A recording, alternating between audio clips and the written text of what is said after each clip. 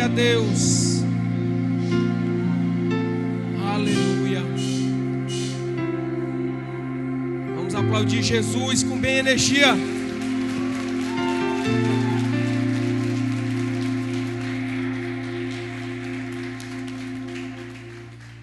Amém, igreja? Pode sentar no seu lugar em nome de Jesus.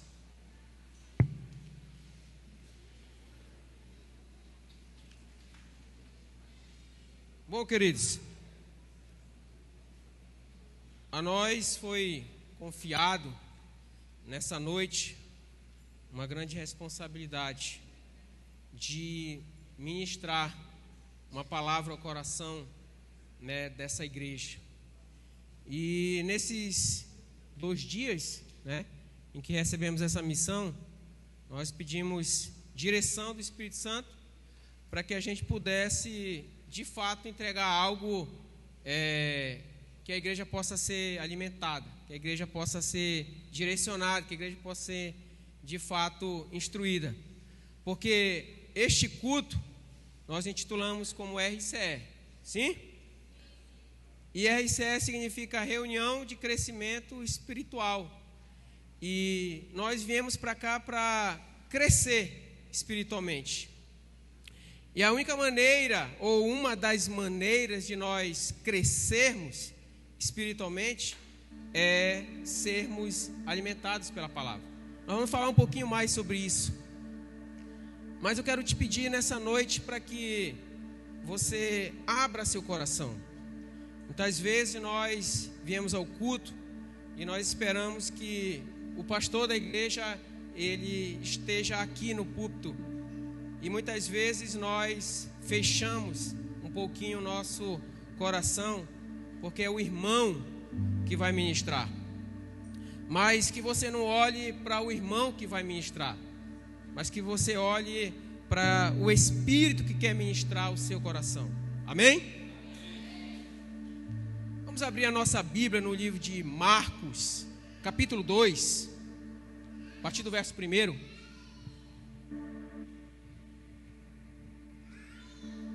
Marcos 2, a partir do verso 1. Confesso a vocês que é muito mais fácil estar sentado aí nessas cadeiras do que estar aqui na frente. A gente é acostumado com o céu, a gente é acostumado com as programações da igreja, mas quando a gente vai para cá para frente, o negócio é mais complicado. Mas que Deus nos dê graça nessa noite. Marcos 2, 1. Vamos ler até o 12. Olha só o que diz. Essa versão está boa. Poucos dias depois, tendo Jesus... Opa! Uai, me cortaram? Poucos dias depois, tendo Jesus entrado novamente em Cafarnaum. Diga, Cafarnaum. Ouviu-se falar que ele estava em casa. Passa, por favor. Então, muitos se reuniram ali, de forma que não havia lugar nem a porta. E Jesus lhes pregava o quê? A palavra. Alguns homens vieram até Jesus trazendo...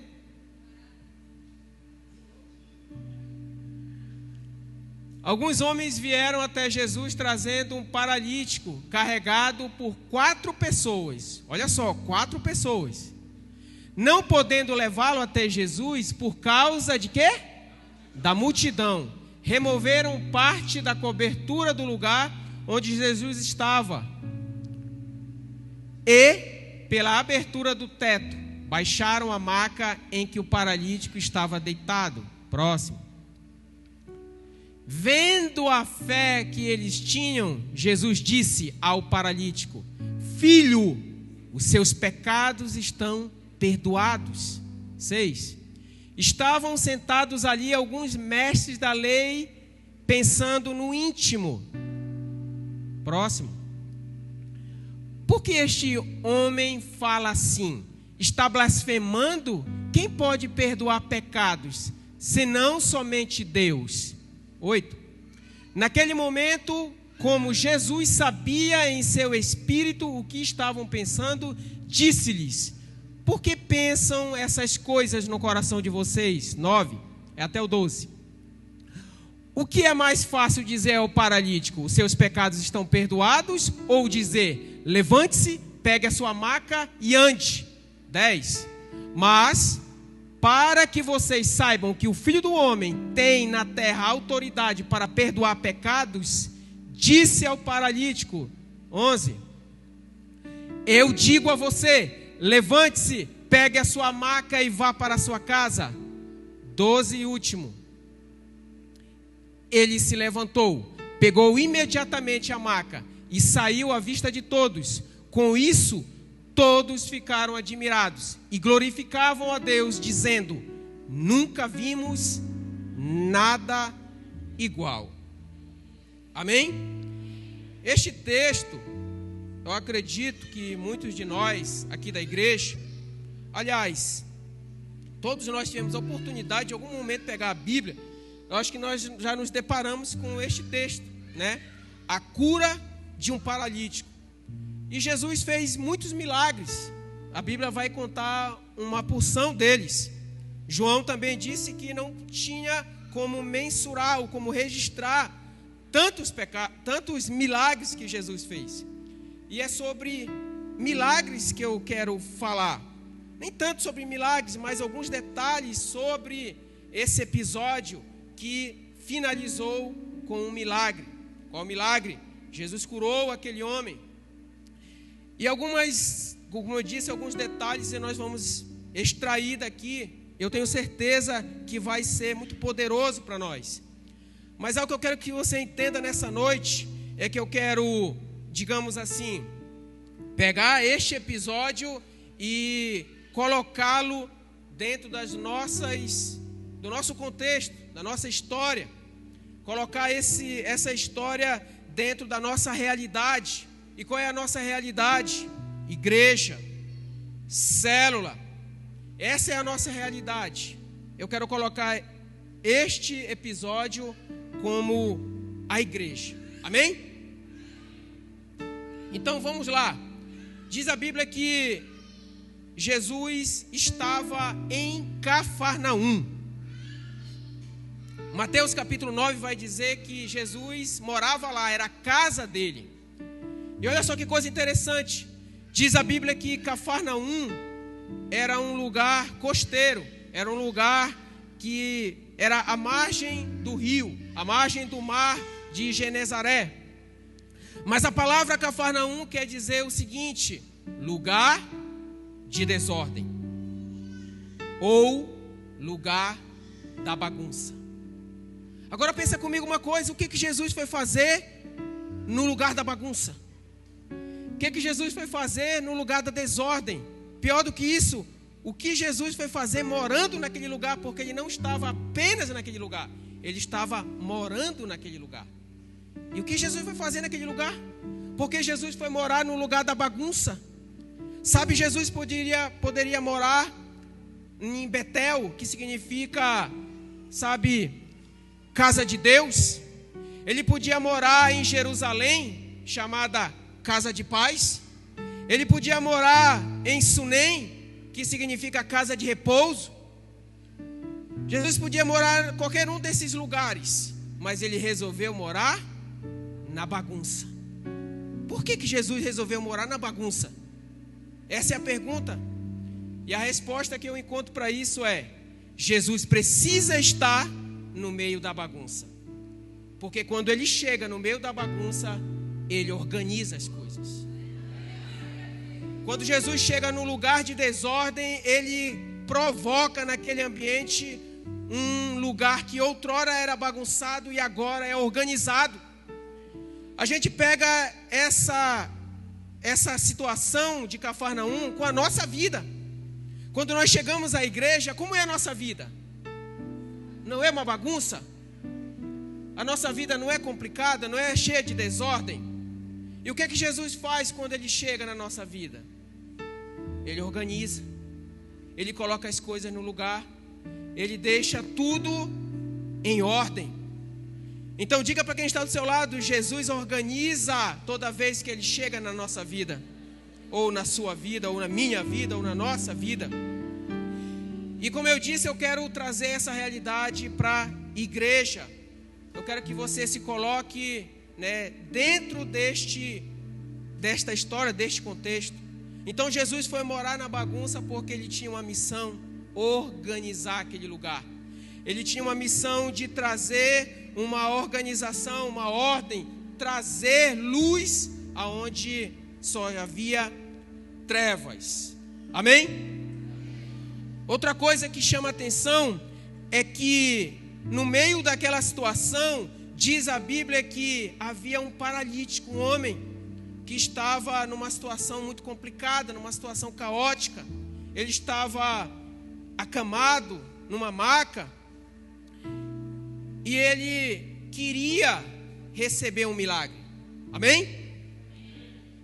E diz a Bíblia que souberam que Jesus estava em casa, 4 homens pegaram ele e levaram até a casa de Jesus. Só que o texto vai dizer uma coisa interessante. Diz assim: a multidão impedia com que aquele homem chegasse até Jesus. Isso também é muito significativo, porque muitas vezes a multidão nos atrapalha de ver Jesus. Muitas vezes a multidão, ela causa um certo alvoroço. Muitas vezes a multidão, ela, ao invés de ajudar, ela acaba atrapalhando. Multidão só vai, no evangelho do oba-oba, digamos assim. A multidão, ela impede com que nós cheguemos até Jesus. Então muitos de nós ficamos muito preocupados com a multidão. Muitos de nós ficamos muito preocupados com a quantidade, com o excesso, e não nos preocupamos muito com a qualidade, ao invés da quantidade. Veja só, em outros lugares na Bíblia você vai ver que a multidão impedia algumas pessoas de verem Jesus. Quem? Diz a Bíblia que a mulher do fluxo de sangue tinha dificuldade de encontrar Jesus ou de topar com ele. Por quê? Por causa da multidão. A multidão comprimia a passagem dela. Diz a Bíblia que Zaqueu tinha dificuldade para chegar até Jesus por causa da multidão, tanto que ele teve que subir numa figueira. Diz a Bíblia que a multidão, ao sair do Egito, dizia a Moisés: vamos voltar, porque lá era muito melhor, lá era um ambiente onde a gente comia carne, era um ambiente onde a gente se divertia, era um ambiente que era bom. Então muitas vezes a multidão impede com que nós cheguemos até Jesus. Diga misericórdia. E algo que é muito interessante é que quando aquele homem que estava paralítico, ele é tomado pelos seus amigos. Como eu disse, entenda que isso aqui é a igreja. 4 amigos pegaram ele. E aqui eu vou dar uma de Paulo Canuto. 4 homens. 4 homens pegaram aquele homem. Aqui eu consigo enxergar o amor de Jesus na vida das pessoas, ou na vida de cada um de nós. Às vezes quando nós chegamos na igreja, nós somos recebidos por pessoas. Sim ou não? Somos recebidos por pessoas que muitas vezes não nos conhecem, ou que também não conhecemos ela, mas somos recebidos por ela, ou por elas.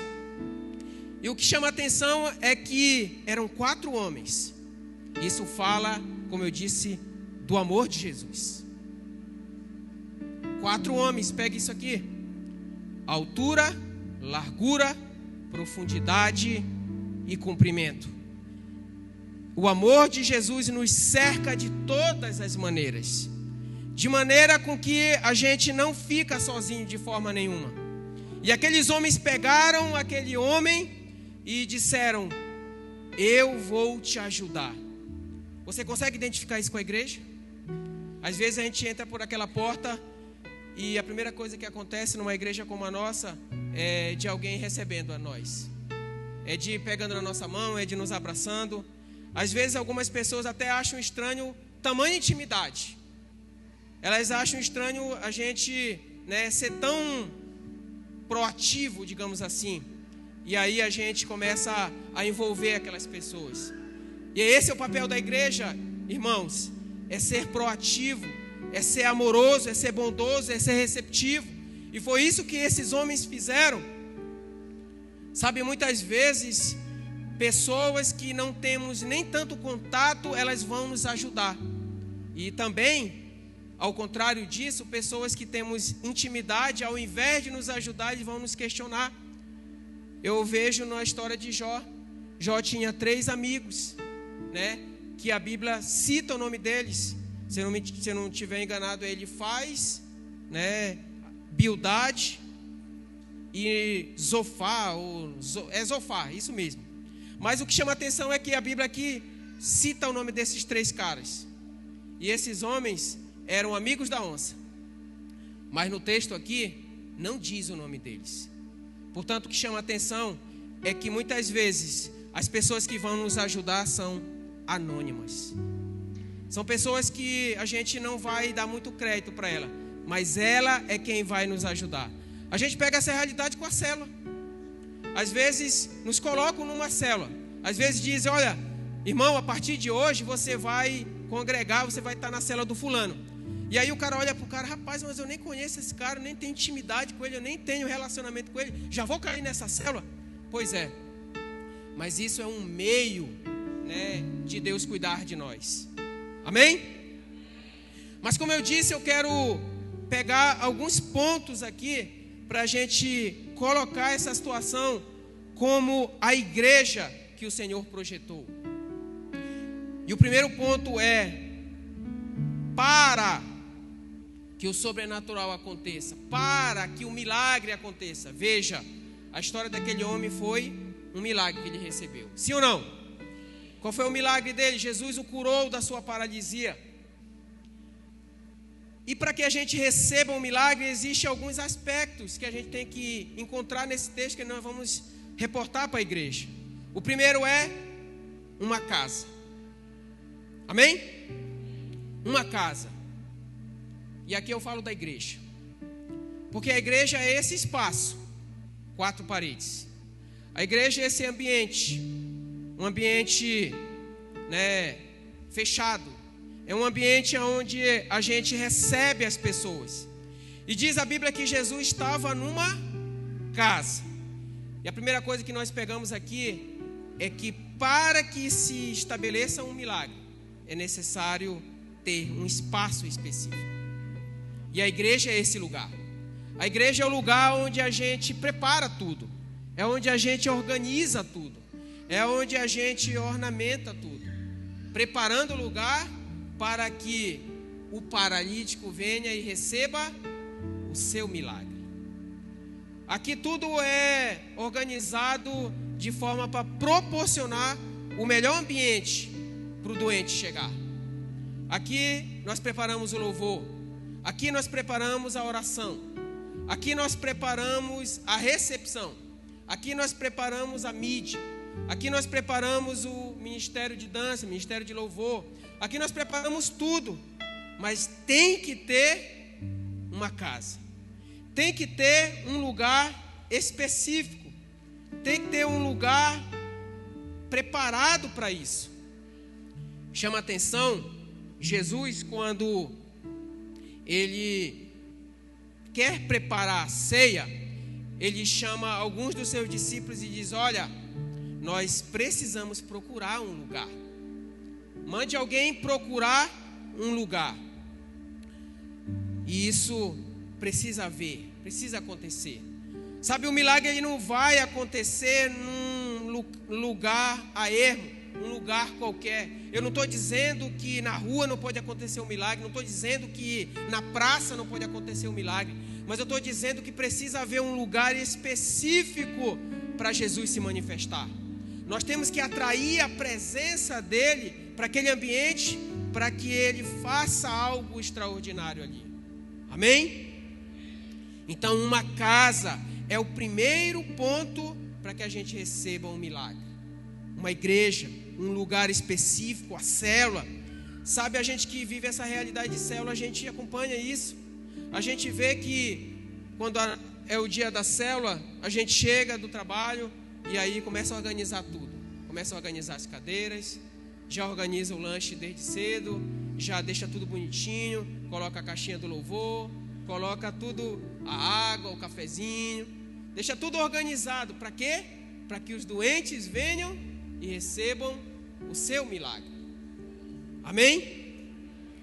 Olha só, outra coisa que chama atenção no texto é que diz a Bíblia que quando aquele paralítico chega no ambiente, o que acontece de poderoso ali? Diz a Bíblia que Jesus estava pregando a palavra. Jesus estava pregando a palavra. Sabe, queridos, quando a gente fala de igreja, quando a gente fala de célula, quando a gente fala de realidade da qual nós vivemos, não podemos de forma nenhuma ser negligentes com a palavra.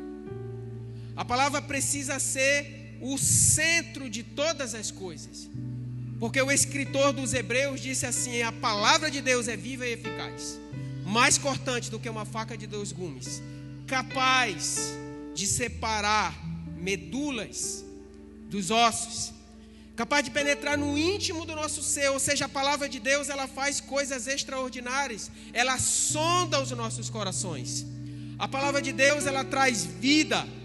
A palavra de Deus, ela traz vigor, ela traz vitalidade. A palavra de Deus, ela traz poder. Amém? Presta atenção numa coisa: não se vai a um restaurante em que não se serve comida. É ou não é verdade? Quem vai para um restaurante que não tem comida? E sabe o que é pior disso? É que muitas vezes as pessoas querem se alimentar em fast food, achando que será um alimento adequado para ele. E sabe qual é o erro disso?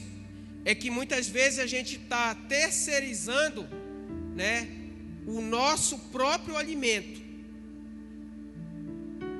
para outras pessoas, ou, né, nas outras pessoas.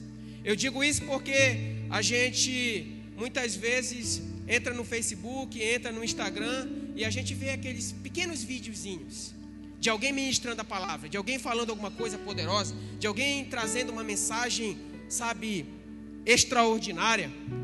Mas deixa eu te dizer uma coisa: isso não é alimento pela palavra. A gente precisa gastar tempo lendo a palavra. A gente precisa gastar tempo meditando na palavra. A gente precisa gastar tempo se alimentando da palavra. A gente precisa gastar tempo, sabe, lendo a Bíblia. E deixa eu te dizer outra coisa: não podemos negociar o cansaço e o desânimo em relação à palavra. Sabe, muitas vezes a gente chega do trabalho cansado, sim ou não? Muitas vezes nós chegamos do serviço arrebentado, cansado, sabe, não só fisicamente, mas em muitos casos mentalmente. E isso muitas vezes bloqueia, impede, frustra os nossos relacionamentos com a palavra. E isso atrapalha com que nós nos alimentemos da palavra. E aí a gente sempre deixa para depois. A gente sempre diz: amanhã eu leio a Bíblia, amanhã eu tiro um tempinho. E nisso o tempo vai passando, nisso o tempo vai discorrendo, e a gente vai ficando cada vez mais fraco, cada vez mais subnutrido, cada vez mais desnutrido, cada vez menos alimentado, cada vez mais reféns daquilo que as pessoas querem impor sobre nós. Dogmas, sofismas, coisas que são totalmente o contrário daquilo que é a palavra. Sabe, tem um ditado fantástico dos rabinos. Eles dizem assim mesmo: toda vez que tem uma Bíblia aberta, até os ventos a folheiam, só não o preguiçoso que não faz. Amém? Então muitas vezes a Bíblia está lá no lugar dela. A Bíblia está lá no lugar que a gente coloca na cabeceira da cama, na estante ou em qualquer outro lugar. E a gente, às vezes, até abre ela lá no Salmo 91 ou no Salmo 23 e deixa ela lá, né? Como um amuleto da sorte. E às vezes a gente passa por ela e ela fica aberta dias, meses, anos e nada da gente pegar ela, nada da gente se alimentar dela, nada da gente fazer uso dela. É por isso que está cheio de heresias, é por isso que está cheio, sabe, de seitas. E o pior disso é que muitos estão sendo direcionados por causa do não uso da palavra, por causa do não alimento em cima da palavra. Então a Bíblia diz que Jesus estava o quê? Pregando a palavra. Jesus estava ministrando a palavra para aquelas pessoas que estavam ali. E de repente o paralítico chega naquele lugar e ele se depara com aquela situação. Epa, agora eu também vou ouvir um pouco da palavra. Agora eu também vou ser alimentado pela palavra. Porque muitas vezes, para a gente receber um milagre, a gente precisa estar embasado na palavra. A gente tem que estar alicerçado na palavra. Como que eu sei que eu vou receber o meu milagre através de uma oração? É porque a palavra diz: buscar-me-eis e me achareis, quando me buscares de todo o vosso coração. Ou seja, a palavra me ensina que eu tenho que orar, senão eu não vou receber. Mas às vezes a gente só quer receber, mas não quer fazer. Não quer orar, não quer ler Bíblia, não quer se alimentar da palavra. Amém? Diga para quem está do seu lado: se alimente da palavra.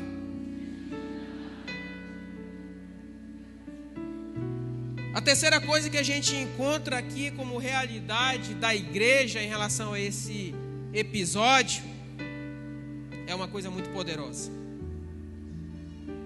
Numa casa de milagres, precisa haver doentes.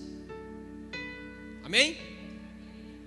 Numa casa de milagres precisa haver doentes. Porque se não tem doente, irmãos, não tem finalidade de evangelho, não tem finalidade de igreja. Qual foi a palavra de Jesus para aqueles homens que questionavam Jesus, que andava com os pecadores, que andava com os leprosos, que andava com aquelas pessoas que eram à margem da sociedade? Disse: eu vim para os doentes, não para os sadios. Porque Jesus, ele quer encontrar-se com aquele que está doente. Sabe, e quando eu falo de doença, não pense que é uma doença necessariamente física, mas é uma doença, pode ser emocional, pode ser uma doença psicológica, pode ser uma doença espiritual. O fato, queridos, é que todos nós somos doentes em alguma área da nossa vida. Todos nós precisamos de um remédio, todos nós precisamos de Jesus para colocar o bálsamo nas nossas chagas. Todos nós precisamos de Jesus porque nós estamos doentes. Nós precisamos de Jesus porque Ele é a cura, porque Ele é o bálsamo, porque Ele é a vida, porque Ele é o curativo, porque diz Isaías que Ele levou sobre si todas as nossas doenças. Diz Isaías que Ele levou todas as nossas chagas. Diz Jesus que todo aquele que se coloca como doente, Ele vem para nos socorrer. Aleluia! Jesus é aquele que vem para curar os doentes.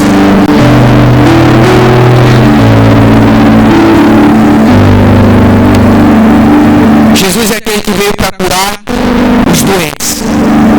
Então deixa eu te falar uma coisa. O mundo estar doente traz uma conotação negativa, não é?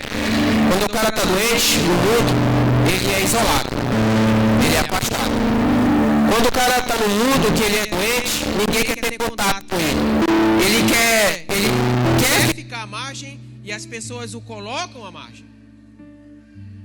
Mas no reino de Deus, estar doente é estar sujeito à ação de Jesus para que se receba um milagre. Todas as vezes que Jesus curou alguém, é porque Ele identificou que aquela pessoa estava doente. Melhor do que isso, porque a pessoa identificou-se que estava doente. Foi o caso da mulher do fluxo de sangue. Ela foi até Jesus porque ela sabia que estava doente. Foi o caso de Zaqueu, que sabia que estava doente. Como assim Zaqueu sabia que estava doente? Ele sabia que estava doente moralmente. Ele sabia que estava doente da necessidade de se converter. Aquele homem de João 9 estava doente. Ele era cego. Aquele homem do tanque de Betesda também estava doente. Era paralítico, 38 anos. Todas as vezes que Jesus quer fazer um milagre, é necessário pessoas doentes. Sabe, a igreja e a célula é exatamente isso. Sabe, a gente que lida com isso, a gente vê, chega muita gente doente. Porque nós também um dia fomos doentes. Porque nós um dia também tivemos lá as nossas dificuldades. Talvez muitos de nós tivemos lá, as nossas chagas, as nossas feridas. E às vezes elas ainda estão entreabertas ou não estão totalmente curadas. Mas o fato é que na igreja nós recebemos muitos doentes. A gente que lida com gente, a gente acompanha isso. É doença, como eu disse, física, é doença mental, é doença psicológica, é doença espiritual, é doença de todas as áreas. O fato é que aqui é o melhor lugar para estarmos, para recebermos o nosso milagre. Aleluia. Nós precisamos estar sujeitos ao agir de Deus por ocasião da nossa doença, da nossa enfermidade. Outra coisa que chama atenção neste episódio e que se identifica muito com a igreja é o fato de nós termos que ter atitude para receber o milagre. Por que eu estou dizendo isso? Porque todas as circunstâncias eram desfavoráveis para aquele homem. Sabe, ele era paralítico, estava numa maca, não tinha condições de chegar até ali por ele mesmo. Ele estava numa situação complicada, havia uma multidão ao redor, comprimindo, impedindo a passagem dele. E aqueles amigos dele não se permitiram voltar sem receber o milagre. Eles abriram, como nós vimos aqui agora, o teto e por ali entraram. Isso fala da proatividade que nós temos que ter. Isso fala de sair da nossa zona de conforto para receber o milagre. Isso fala que nós precisamos nos mover para receber algo de Deus. Milagre não cai do céu. O agir de Deus não acontece de uma hora para outra como num passe de mágica. Muitas vezes a gente quer que Deus apenas estale os dedos e o milagre já acontece. Muitas vezes a gente quer ficar sentado lá no nosso sofá, na nossa cadeira, no nosso aposento, e quer que as coisas aconteçam como um passe de mágica, sem que nada seja feito para que isso aconteça. E não é assim. A gente precisa nos mover. A gente que estudou lá na quinta série, acredito quinta, sexta série, na matéria de física, existia uma lei lá de Isaac Newton que dizia a lei da inércia, que um corpo não sai do lugar até que uma força, o movimente. Então, se nós queremos receber algo de Deus, nós temos que nos movimentar. Nós temos que sair da nossa zona de conforto, a gente tem que se mover, a gente tem que fazer alguma coisa diferente. Como eu disse ainda há pouco, a gente terceiriza o nosso relacionamento com Deus. A gente prefere que o líder ore por nós, a gente prefere que o pastor ore por nós, a gente prefere que as pessoas façam alguma coisa por nós. Ah, irmão, ora por mim.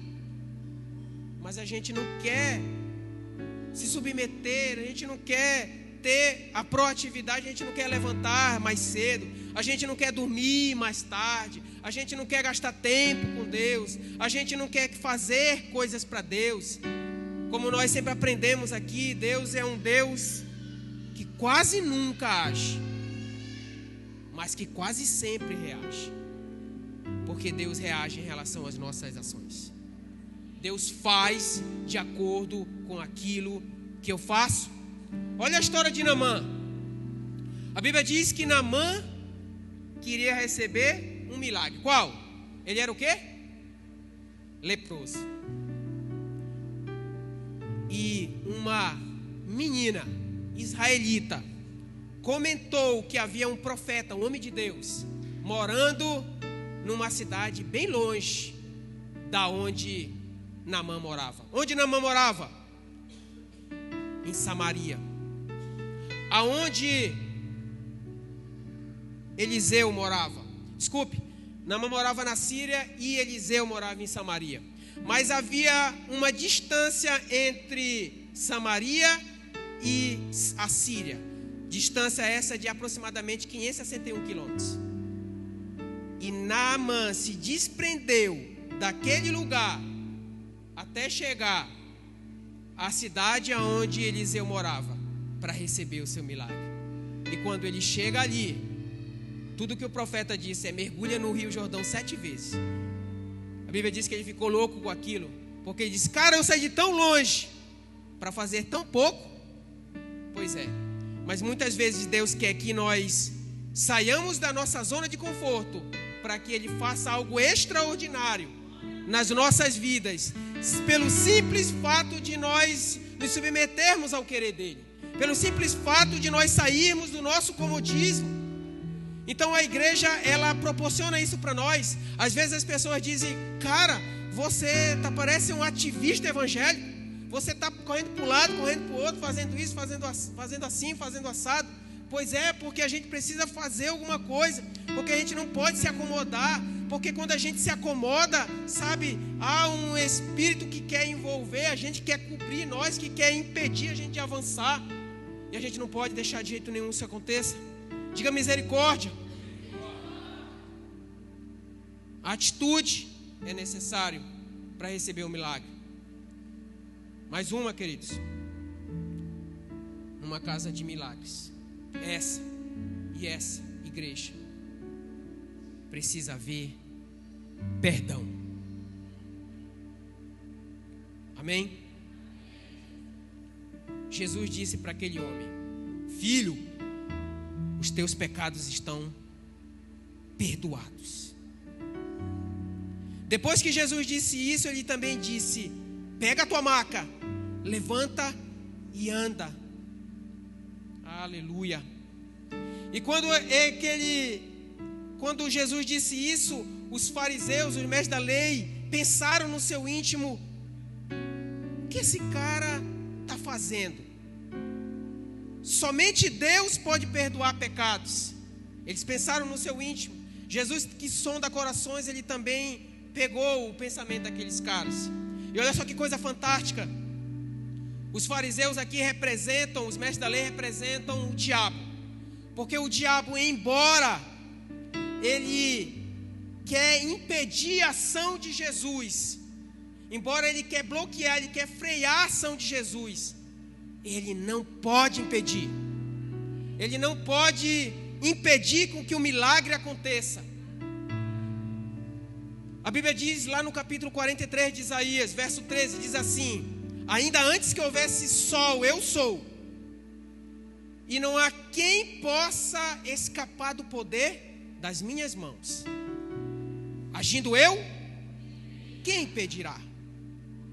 Jesus queria fazer um milagre na vida daquele cara. Jesus queria mudar a história dele, e os fariseus queriam impedi-lo. Os fariseus queriam bloquear a ação de Jesus. Sabe sobre isso? Lutero diz algo poderoso. Ele diz assim: o diabo parece ou é como um cão bravo, argolado na coleira de Deus. Porque o diabo, ele fica rosnando, ele fica querendo avançar, mas Deus fica segurando ele. Quando Deus permite, como foi o caso de Jó, ele dá a permissão para fazer alguma coisa, mas há um propósito em tudo. Então, ele tinha um propósito, mas tem que haver perdão. Sabe, na igreja nós aprendemos sobre isso, na igreja nós aprendemos sobre perdão. Nós aprendemos sobre a necessidade de liberar perdão. Nós aprendemos sobre a necessidade de fazermos, sabe, algo que vai muitas vezes de encontro contra aquilo que nós aprendemos a vida toda. O que nós aprendemos a vida toda? Que quem pede perdão é aquele que nos feriu. Mas Jesus ensina que quem pede perdão é aquele que feriu. É aquele que foi ferido, desculpe. Então nós vamos numa contramão da lógica, totalmente diferente. Mas deixa eu te dizer uma coisa, quando a gente não perdoa, muitas vezes aquilo nos faz mal. É por isso que Paulo diz aos Efésios: não deixem com que o sol se ponha sobre a vossa ira. Porque quanto mais o perdão é protelado, mais o rancor e o ressentimento ele é alimentado. Quanto mais a gente deixa para depois perdoar ou pedir perdão, mais a gente vai ficando rancoroso, cheio de ressentimento, cheio de mágoas. A palavra perdão no grego é aphiemi. Sabe o que significa? Deixar ir. Hoje é noite da gente deixar ir as nossas mágoas. Hoje é noite da gente deixar ir os nossos ressentimentos. Hoje é noite da gente deixar ir, sabe, a nossa ira, o nosso ressentimento, o nosso rancor. Deixe ir. Sabe, quando a gente perdoa, a gente... Eu não sei se você já passou por essa situação, alguém aqui, mas parece com que um caminhão saiu das tuas costas. Parece que você se sentiu mais leve, mais, sabe, mais animado. Parece que algo saiu de você e você agora está pronto para receber o milagre. E aqueles homens não sabiam quem podia perdoar pecados. Disseram: somente Deus pode perdoar pecados. Eles não sabiam que Jesus era o Deus encarnado. Eles não sabiam que Jesus podia mudar a história daqueles homens. Então, é necessário perdoar para que haja um milagre. Amém? É necessário perdoar para que haja um milagre. Diga para quem está do seu lado: perdoe. Estou finalizando. Numa casa de milagres,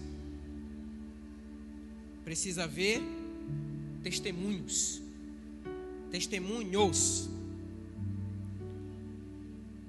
Porque a gente vai ver que quando Jesus transforma a vida daquele homem, quando ele cura aquele homem, a palavra dele foi: vá para a sua casa. E ali é o nosso maior campo ministerial, é a casa. É ali que a gente vai falar, ou melhor, fazer aquilo que Jesus fez na nossa vida. Precisa haver testemunhos. Precisa haver um comportamento diferente. Precisa haver um lidar diferente. Precisa haver uma maneira de proceder diferente. Precisa haver algo diferente. Precisa haver uma maneira diferente como lidar com as coisas. Precisa haver testemunhos. E a gente pensa que testemunho é simplesmente falar daquilo que Deus fez por nós.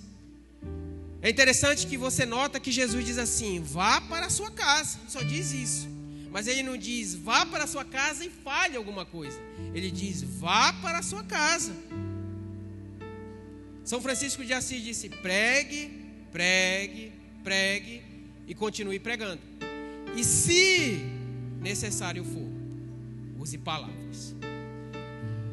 A maior e melhor maneira de pregar para as pessoas é fazendo, muito mais do que falando. É o nosso comportamento que vai trazer o irmão para a igreja. É o nosso comportamento que vai trazer o nosso amigo para a célula. É o nosso comportamento que vai mudar a realidade onde nós vivemos. Ah, irmão, mas a realidade que eu vivo é difícil.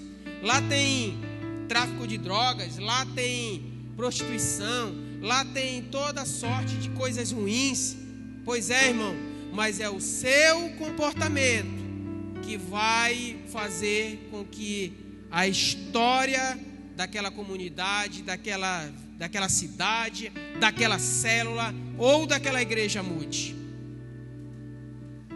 O problema é que muitas vezes a gente quer usar o nosso testemunho para nos glorificar a nós mesmos, exaltar a nós mesmos, em detrimento do nome de Deus, em detrimento da exaltação de Deus. Então, aquele episódio foi fantástico, porque ele trouxe para nós revelações muito poderosas que o testemunho precisa haver num ambiente como a igreja, num ambiente como a célula. Amém? E por último, não somente testemunhos, mas também testemunhas.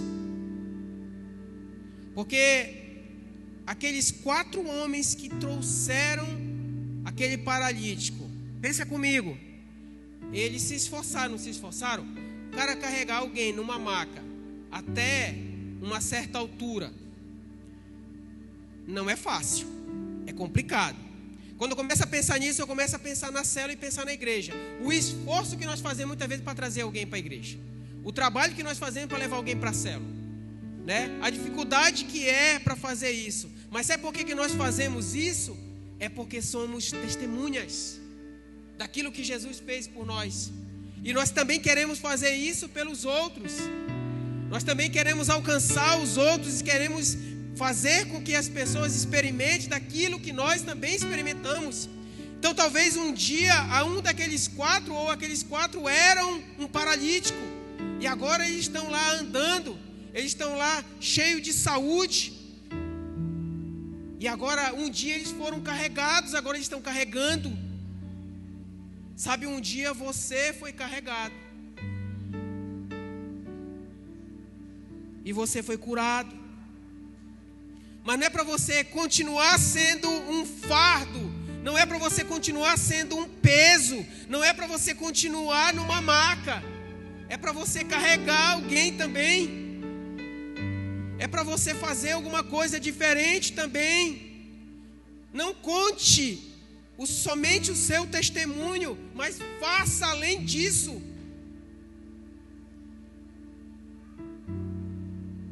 Havia 4 testemunhas ali.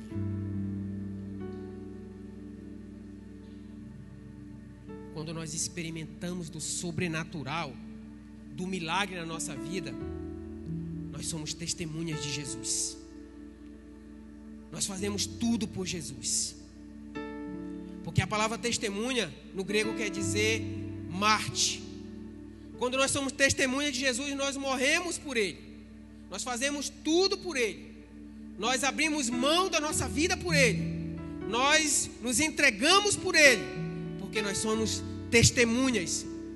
E quer saber de mais uma? Trazer alguém para a célula ou alguém para a igreja é muito pouco diante daquilo que Jesus fez por nós.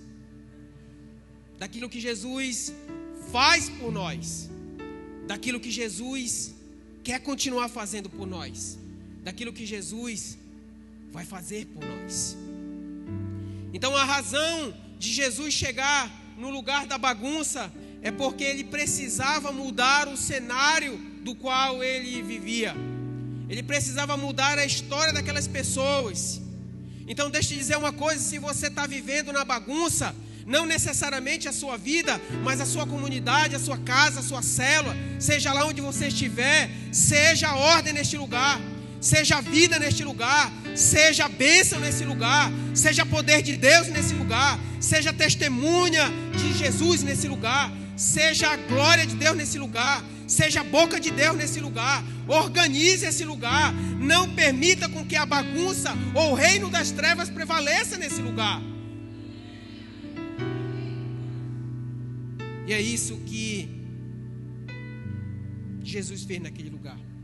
É isso que a igreja faz dentro de uma comunidade. Quantos de nós que estamos aqui, não tínhamos as nossas vidas dessa forma? Hoje nós começamos a olhar para trás e vemos: nossa, cara, minha vida era bagunçada, a minha vida era terrível. E agora Jesus está organizando. E agora Jesus está moldando. E agora Jesus está transformando. E agora Jesus está purificando. E agora Jesus está limpando. E agora Jesus está, ornamentando. E deixa eu dizer uma coisa. A gente precisa entender que em tudo isso que nós vimos aqui, para que Jesus ele entre na nossa casa e mude o cenário, mude a nossa realidade, existe uma palavrinha que hoje está muita dificuldade de nós aplicarmos, que é o tal do processo. Nós queremos chegar na igreja, ou chegar na célula, já com o pé na porta, já fazendo tudo, já achando que, nós somos o bambambam. E a primeira dificuldade nós, nos retraímos, porque há o processo, queridos.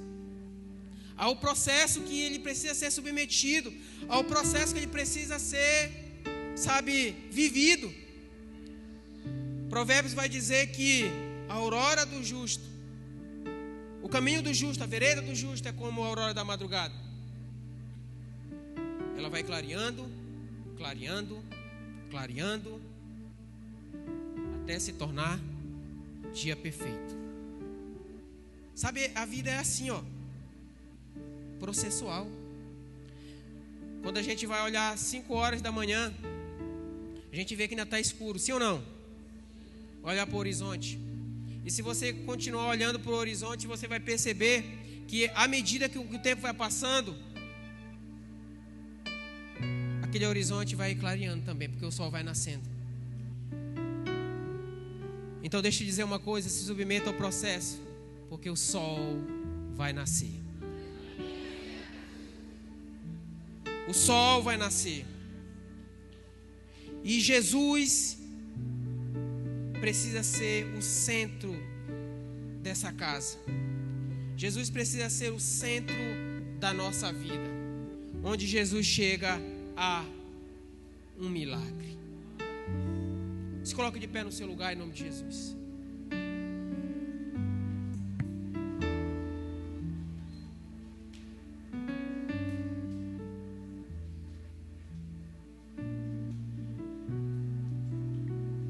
Se você se identificou com alguma coisa que nós falamos aqui, se algo falou com você, se alguma das situações você se identificou, se algo, queimou no seu coração, se algo de fato serviu para ministrar o seu coração nessa noite,